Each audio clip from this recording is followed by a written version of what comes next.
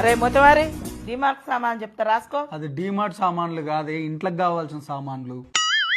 7 మందికి అన్న తల్లికి ఒక పిల్ల తల్లి అంటే తింక నేర్పిందట. చూసుకొని రాయ్. పంచ్ అంటే ఇలా ఉండాలో. చెప్పు. జీలకర్ర ఎంత? గింత గింత. గింత గంత అంటే ఇయ్యరు, ఎంత కావాలో అంత చెప్పు. ఓ షటాకేసుకో, ఓ షటాకేసుకో. ఎన్ని గ్రాములు కావాలో అన్ని గ్రాములు చెప్పు. ఓ 50 కిలోలు వేసుకో. నువ్వేమన్నా దుకాణం పెడుతున్నావే, అవి కిలోలు కాదు గ్రాములు. అదే వేసుకో. నెక్స్ట్ ఆవాలు ఎంత? అవి ఓ అద్దపావు వేసుకో, అవి ఓ అద్దపావు వేసుకో. అద్దపావు అంటే గింత. గంత కాదు గింత వేసుకో, గంత కాదు గింత వేసుకో. మళ్ళీ పంచ్. గింతనేలే, ఎన్ని గ్రాములో చెప్పు. 100 గ్రాములు వేసుకో. అట్లా చెప్పు.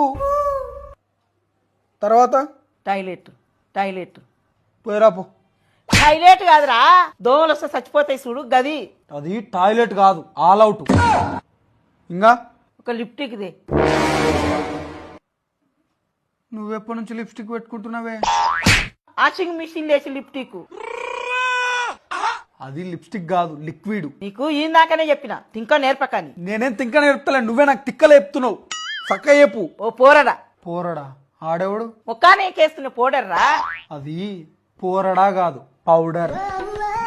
నెక్స్ట్ అంట్ల సబ్బులు తీసుకురా, ఒకటేమో కుడక తీసుకురా. కుడుకనా? కుడుక అంటే అదే బాక్సులు ఉండదు, అదే బాక్సులు ఉండదు. అది కుడుక కాదు, డిష్ వాష్ బార్ అంటారు.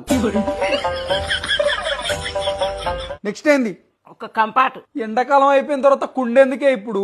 కుండ కాదురా, బట్టలకేస్తే కమ్మటి వాసన వస్తుంది చూడు గది గది. అది కంఫర్ట్ కాదే, కంఫర్ట్. నీకోదండ, నీ సామాన్ల కోదండ, నేను రాయను పో. లచ్చలు లచ్చలు వచ్చి చదివించినాం కదరా, నీకు సామాన్ రాయనికి శాతనైతే లేదు.